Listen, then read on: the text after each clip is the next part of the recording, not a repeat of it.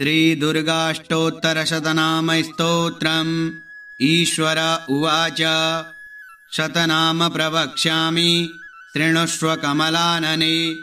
यस्य प्रसादमात्रेण दुर्गा प्रीता भविष्यति। ॐ सती साध्वी भवप्रीता भवानी भवमोचनी। आर्या दुर्गा जया चाद्या त्रिनेत्रा शूलधारिणी।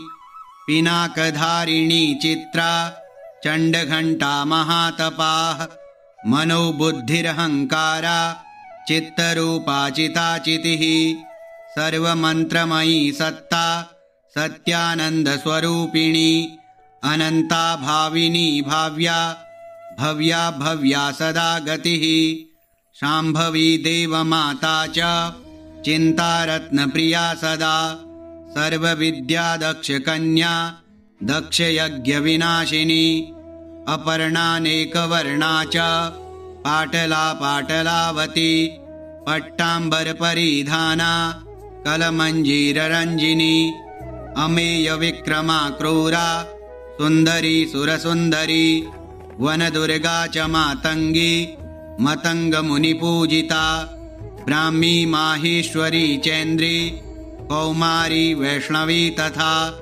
चामुण्डा चैव वाराही लक्ष्मीश्च पुरुषाकृतिः। विमलोत्कर्षिणी ज्ञाना क्रिया नित्या च बुद्धिदा। बहुला बहुलप्रेमा सर्ववाहनवाहना। निशुम्भशुम्भहननी महिषासुरमर्दिनी। मधुकैटभहन्त्री च चण्डमुण्डविनाशिनी।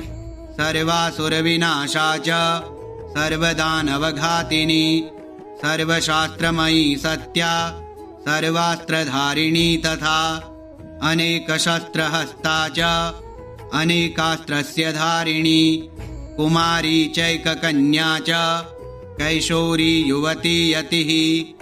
अप्रौढा चैव प्रौढा च वृद्धमाता बलप्रदा। महोदरी मुक्तकेशी घोररूपा महाबला। अग्निज्वाला रौद्रमुखी कालरात्रिस्तपस्विनी। नारायणी भद्रकाली विष्णुमाया जलोदरी।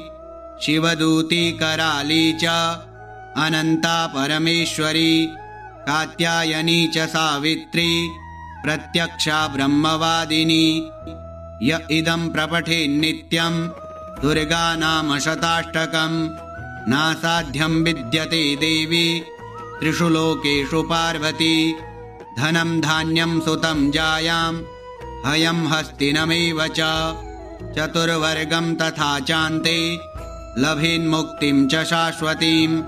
कुमारीं पूजयित्वा तु ध्यात्वा देवीं सुरेश्वरीं। पूजयेत्परया भक्त्या पठेन्नाम शताष्टकम्। तस्य सिद्धिर्भवेद्देवी सर्वैः सुरवरैरपि। राजानो दासतां यान्ति राज्यश्रियमवाप्नुयात्। गोरोचनालक्तककुङ्कुमेन सिन्दूरकर्पूरमधुत्रयेण। विलिख्य यन्त्रं विधिना विधिज्ञो भवेत् सदा धारयते पुरारिः। भौमावास्यानि शामग्रे चन्द्रे शतभिषां गते। विलिख्य प्रपठेत् स्तोत्रं स भवेत् सम्पदां पदम्। श्रीविश्वसारतन्त्रे दुर्गाष्टोत्तरशतनामस्तोत्रम्। श्रीदुर्गार्पणमस्तु। ॐ श्रीदुर्गायै नमः।